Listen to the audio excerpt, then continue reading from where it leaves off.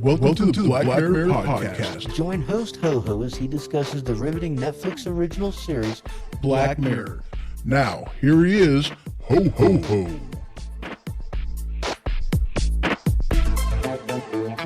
Broadcasting from the Park Studio, welcome to Black Mirror Podcast, and as always, I'm your host, Ho-Ho. So how y'all's doing? I hope you're doing good. I really do, because today we're going to be talking about the season finale, Episode 5, Season 6, titled Demon 79. Ooh. Now, before we get into it, I gotta say, spoiler alert, we are going to be talking about the episode, so if you haven't watched it yet, please head on over to Netflix, check out that episode, Demon 79, and then come back over for a listen-see and join in the conversation. Have a good time with it. Definitely, indeed. Now, let's go ahead and get into it. But, we are going to be talking about the episode, but not a whole heck of a lot. I'm not going to spend a lot of time on that. What I want to talk about instead is the psychological dilemma that they bring up in this episode. And, they really did a good job bringing this dilemma up, didn't they? I mean, they did a fantastic job. They really did. Now, I got to admit something to you. This episode wasn't exactly what I expected, I guess you can say. I mean, I really thought that with the title, it would be a little bit more darker than what it was. And it really wasn't, But don't get me wrong, they did a really good job doing the episode. I was just expecting a little bit darker. Especially in the scene where the demon actually shows up and you see him for the first time. But there was, that was dark. I really wish they would have lightened that up a little bit so that this way we can see what the demon really looked like. We get a hint of it. And, he looks typical demon fashion of what you would expect. But I wish the lights were a little brighter so I can really get a good idea of what he looked like. But, that part kind of disappointed me. It really did. Another aspect of it that I wish that they did was, I kind of was figuring that they would go the way of, they had a demon in there, and I was halfway expecting them to throw an angel in there too, to kind of have that good versus evil demon and angel type of a showdown. And they didn't do that. Now don't get me wrong. There is that struggle of good and evil, but it's more of an internal struggle that the main character, Nida has to fight within herself. She has to fight her own moral compass, and that, how they ended up doing it, the moral struggle, the dilemma that they went ahead and they attacked in this episode, it wouldn't have worked if they threw an angel in there. It just wouldn't have worked. Not the same, But what is that moral dilemma? Well, in the episode, and whenever the demon, Gap, I think was his name. Yep, Gap. When the demon, made contact with Nida, and this is of course once he has been, I guess you can say, for a lack of better term, set free, he presents her with the very real dilemma, a choice, if you will. And, this choice, in a matter of speaking, I got to be honest with you, it kind of reminded me of, how the demons in, Jim Butcher's, the Dresden Files, the Order of the Blackened Denarius, how they kind of did things a little bit. It kind of reminded me of that. That whole, they're stuck in a talisman and somebody has to touch it in order for them to gain access into that person, but they have to let you in. And I thought that aspect, it kind of reminded me a little bit of that. And I thought that was still an interesting way to do it, how they did it. It played out very well. It really did. But the choice that he presented her, it it hit me. I mean, it really did. It hit me because it was the do nothing, and there is an apocalyptic event. Because what the demon told her to do was sacrifice three people in 3 days, each having to be done before midnight in order to stop the apocalypse. And if she is able to do that, then the demon can help her and no apocalypse. And of which case, I was like, wow. I mean, that is a moral dilemma if I have ever seen one ever.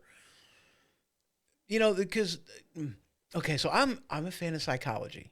I like psychology. I'm not a psychic, maybe a psycho. I'm not a psychiatrist by any stretch of the imagination. But those type of things intrigue me. And they have for a very long time. They really have.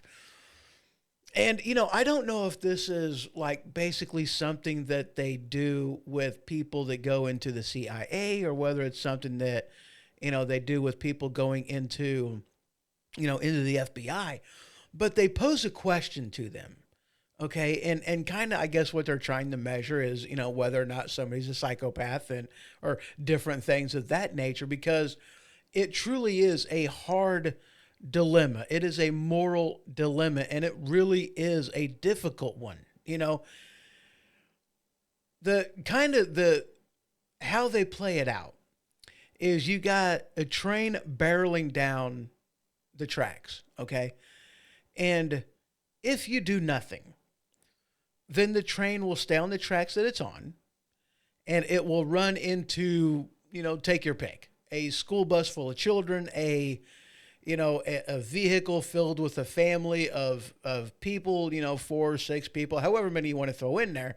Or you have the choice to, grab a hold of the handle and turn it to where the train goes down a different set of tracks, and of which case tied on those tracks or on the tracks is a vehicle with one individual in it. And so your moral dilemma is, do you make the choice to do nothing and kill a busload of children, or do you take action, change the tracks that the train is going to go down, and kill one person? That's the moral dilemma. Now, if you're anything like me, whenever I kind of played that mental game within my own head, and this happened long before I seen this episode, but when you play that game in your own head, I mean, the rational aspect of your mind, the logic portion of your brain is like, absolutely. You take action, you kill the one person dies, and you save the many. So, you sacrifice the few to save the many. And that was the moral dilemma that the main character, Nida, was posed with. That's what it amounted to. It sacrificed the few to save the many. And it was done like more or less in the same way, because it was a do nothing and, millions of people die. Or, you do what you need to do. You sacrifice the 3 people on the 3 days, and then all is well. Apocalypse doesn't happen. And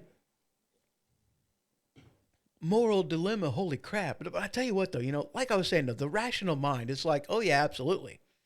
You sacrifice the few for, to save the many, and that's, of course, what you do. But, and here's the thing, and this is how they, one of the things about this episode that they do brilliantly is she struggles with it, doesn't she? I mean, she really, really struggles with it, so much to where, it's like the first person that she ended up killing, it was the demon had to show her who the person was before she can even remotely become okay with it. And then the second person was, a murderer. The third person was his brother, and that was more of a save yourself to take care of that, which ended up playing on her behalf, because if she hadn't done that, then apocalypse would not have been avoided. And then she went out and she changed during the process of this, right? I mean, how could doing something like this not change you? And it did. I mean, it very much, because she went from being being a nice, kind of quiet, I don't want to say timid, but I mean, she was definitely quiet. She was a helpful person, but she was just quiet. She did her job. I mean, granted, she fantasized about doing some stuff, and I cheered a little bit, whenever she took her coworker's head, her face, whenever she was being all rude and mean and whatnot, and just took it and smashed it into the display case, breaking the glass, cutting her face all up. I was like, yes, a little bit of cheering going on, I gotta admit. So she had that darkness in her. She really did. But it wasn't something that she acted upon, or at least we don't get the hint of that in this episode. We don't get that, we don't get that hint. We don't get that. It doesn't seem like her. She's more passive aggression, I guess you can say, maybe. I don't know. But it changed her, because it took something away from her. And in a matter of speaking, and I don't know if it did, I can't really say either way, but I don't think she even realized what was going to happen. I don't think she was prepared for that aspect of it, of how much it was actually going to change her. And it seemed like it really did. It really seemed like it changed who she was, because, like once she got to a point to where she was a little bit more comfortable with what she was doing, not that, it was also almost an aspect of it, at least at the end, with the last person that she decided to sacrifice for the greater good. It was almost that Hitler type of a question. I mean, have you heard that one posed? If you were able to go back in time, knowing what you know about, Hitler, and with all the people of deaths that he would orchestrate, would you go back and kill baby Hitler? And of which case you would say that no, absolutely not. You wouldn't do it because it's a baby. Baby Hitler is innocent. But at the same time, you also know that in the future, he's going to do some really, really bad stuff. At this point, he hasn't. He hasn't orchestrated anything. His decisions hasn't changed anything. But yet you still have that same type of moral dilemma. And that one she ends up going through as well. So, I mean, it's not only the moral dilemma of, sacrificing the few to save the many. It was also the, in a matter of speaking, it was the baby Hitler moral dilemma. And by the time she got to the baby Hitler moral dilemma, it was very much, I mean, like, it was already changing her. It was already, but she chose the baby Hitler. In this case, it was Michael Smart, as who it was, a politician that was going to basically orchestrate the death of many people. And she was like, I choose him as the third and final sacrifice.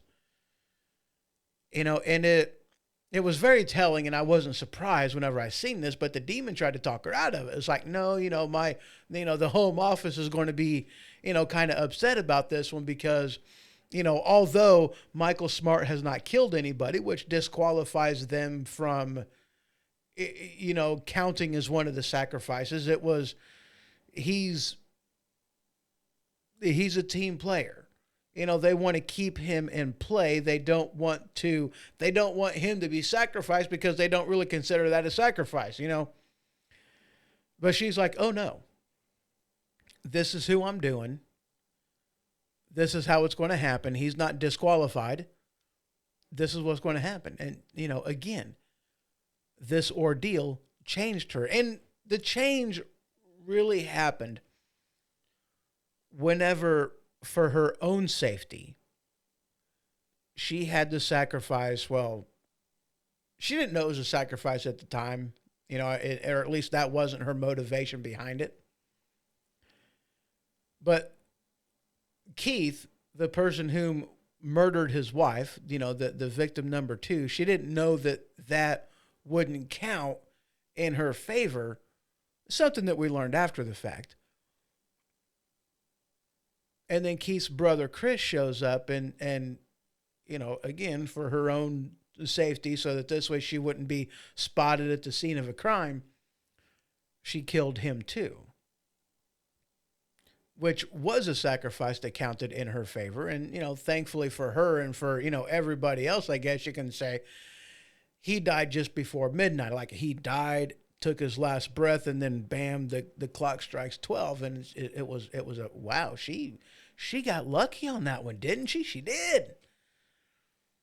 But this episode, having 2 separate, very big, significant, psychological plays of a moral dilemma, with sacrificing the few to save the many, and then the question of baby Hitler, it's like, wow. I mean, I got to admit, I wasn't quite prepared for that. It wasn't something that I was expecting. It really wasn't. I was expecting a different type of a show. I was expecting something a little bit more dark. And, they kind of snuck these moral dilemmas in on you. I mean, I didn't really see them coming at first. It wasn't until after the fact that I was able to kind of think about the episode a little bit more, that I was really like, oh, holy cow, they got me. Because I didn't see it coming. Again, it wasn't until after the fact that I put 2 and 2 together, and it was like, wow, they snuck that one in on me. I was impressed. I really was. And so, with the first moral dilemma, the sacrificing the few to save the many. Now, like I was saying earlier, the rational mind, the logical mind knows what decision I would make. I would have to make this decision. I know and I understand that I would, and that's the logical, rational mind. And the caveat in there is you have no option C, right? You can't sacrifice yourself, and it's one of these 2 scenarios. Either it's the bus, or it's the bus full of children, or a single individual. There is no option C. It's either do nothing, which is making a choice, and a lot of people die, or do something, act. You're taking physical responsibility for the decision that you are making, and one person. There is no option C, and that's always a caveat that's in this type of a scenario. That's the caveat, and that was the caveat in this episode. That's the caveat that Nida had to decide. She had to do that. So the rational mind, I know what decision I at least should make. The question is, would I be able to make it? Because that really is the question, isn't it? I mean, it's easy to say, as a hypothetical, that this is what you would do. It's real easy to say that. Everybody has a plan until they get punched in the face. That's something that, Mike Tyson says is about his boxing career. Everybody's got a plan until they get punched in the face, and that just throws the plan right out of the water.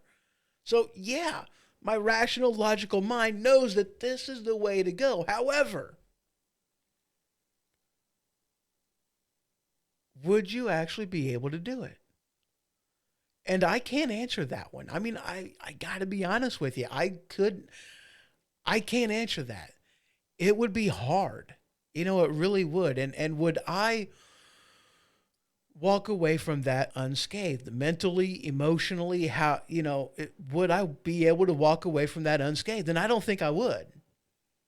I really don't. I mean, I don't know as if I would fare any better than what Nida did. I don't see how anybody could walk away from that unscathed. Because either way you look at it, whether it's through cowardice and doing nothing that a lot of people die, or whether it be through your own hands, somebody else, that you're responsible for somebody's death. Either way you look at it.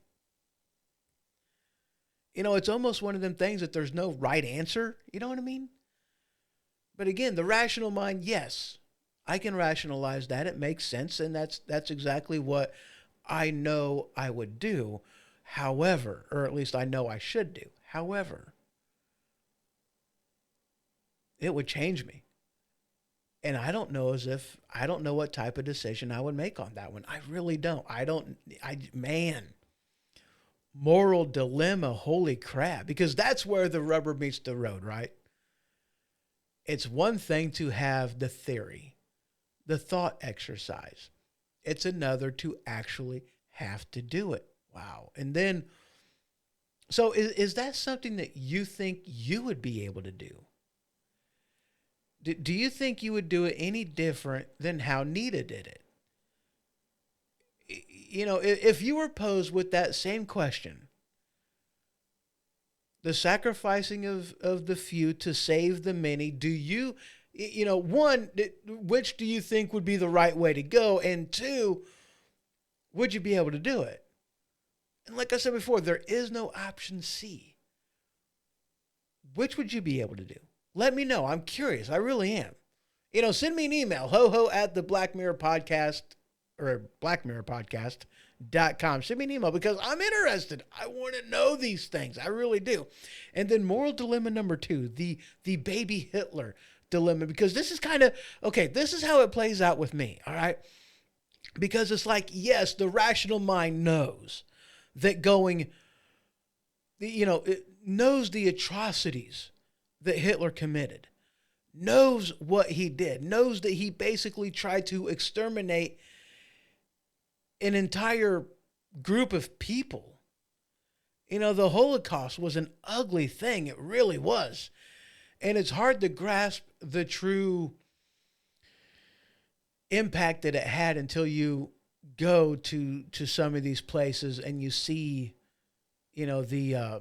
the museum of it. It puts I've never been, but from what I've heard of people describing it, that it puts a whole new depth of reality into it for you. It really changes your perspective on it, And so going back in time, the rational mind knows that, yeah, this is a person whom will do all these things. It's not a question. It's not a question. It's an answer. You've lived the future. You've experienced the future. You know that this is what he's going to do. However, you go back in time to baby Hitler. Baby Hitler isn't guilty of anything. Baby Hitler hasn't done anything. We're talking like, we'll go with like between 3 and 5 years old. Okay. Old enough to walk around. He's starting to show his personality. But he's still a kid. He's still a young child. He's still innocent of the atrocities that he will commit later on down the road. Would you be able to do it? Yeah. Rationally, you know what the correct answer would be.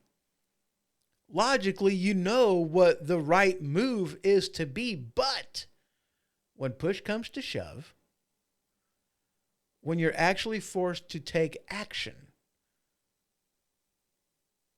do nothing, many people die, or the sacrifice of one, but you're the one that has to act on that.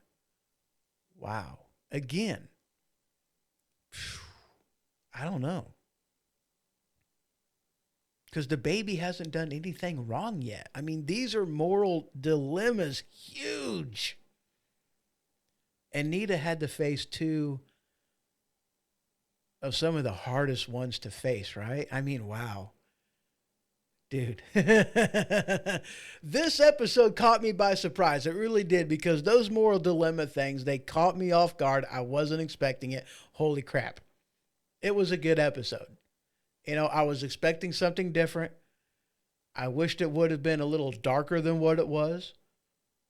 But they got their point across, didn't they? So let me know what you think.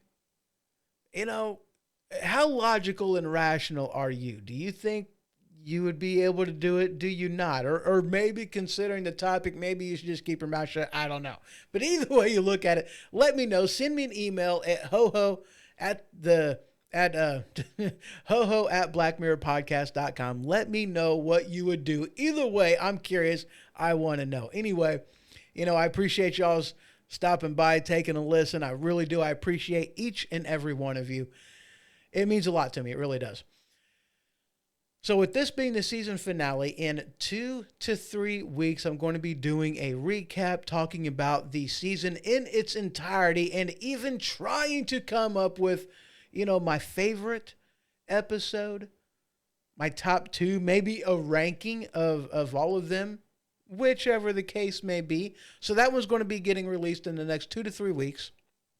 And I also have some good news. They are releasing a season 7 sometime in 2025. I'm not real sure what the date is of when they plan on releasing it. I don't know how far into production they are. I really didn't read that much into it. And so far, Charlie Booker has been pretty quiet on things. And so quiet, in fact, the only things that we know about season 7 is that they plan on doing a USS Callister sequel. That ought to be interesting. I really did enjoy that episode. And we have a list of actors that are going to be appearing in season 7. Other than that, they've been pretty quiet about it. So I'm excited to see what they come up with. I'll be waiting for whenever season 7 releases. And holy cow, yeah, I'm looking forward to it. I really am. But we'll be talking about that kind of stuff as well, going through the different actors and, you know, maybe what we can expect in the next season. But until then, y'all have yourself a good one. Thank you for stopping by, and I will see you in the next one.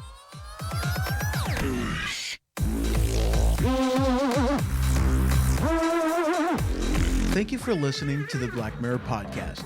If you would like to join the conversation, you can comment on this episode at Spreaker.com or go to thehohoshow.com/forum in the discussion board for this season.